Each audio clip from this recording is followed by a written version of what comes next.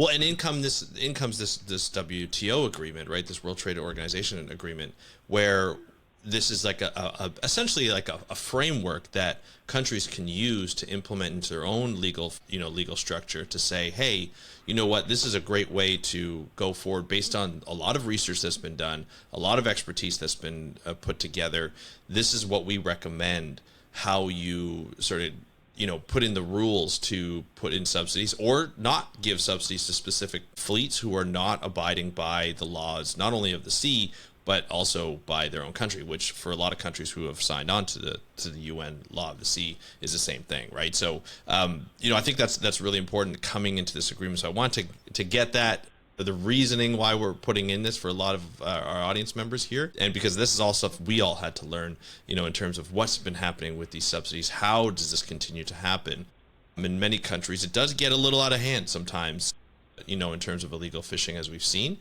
And so let's talk about this agreement. How important is this as a first step to the battle of really reducing and hopefully one day eliminating overfishing and illegal fishing?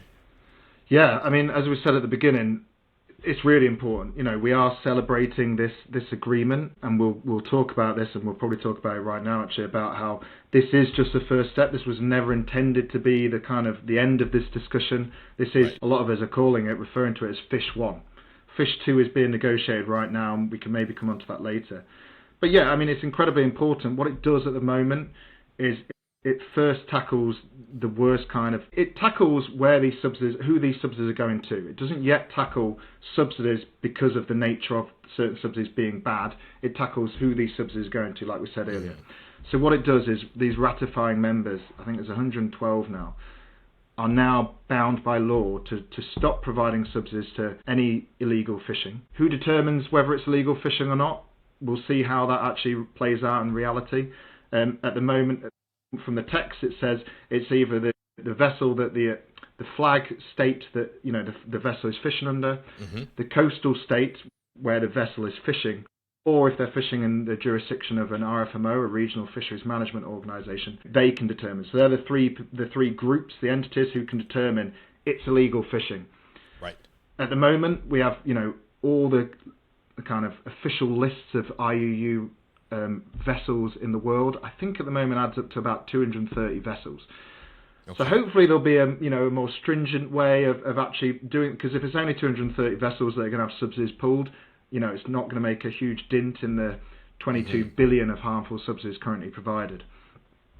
The second prohibition that it has is it stops subsidies to fishing on overfished stocks, which again sounds really strong on paper, has the potential to be really strong on paper.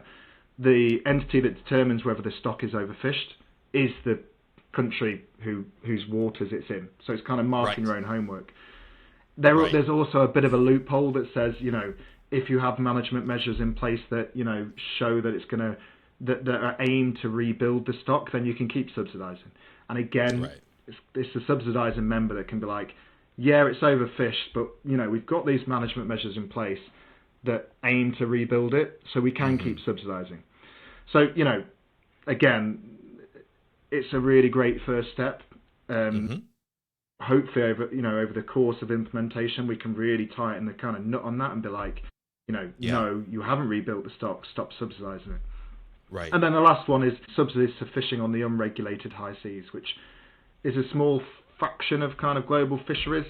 Most fisheries are in coastal waters, but it's quite an important one because that's the fishing activity that basically is, the Wild West. There's very few rules on that, so probably shouldn't be subsidising that. So they're the kind of three main prohibitions that it includes. As I said, there's loopholes, and we'll see how it's implemented. There's a couple of really strong articles in there that I like.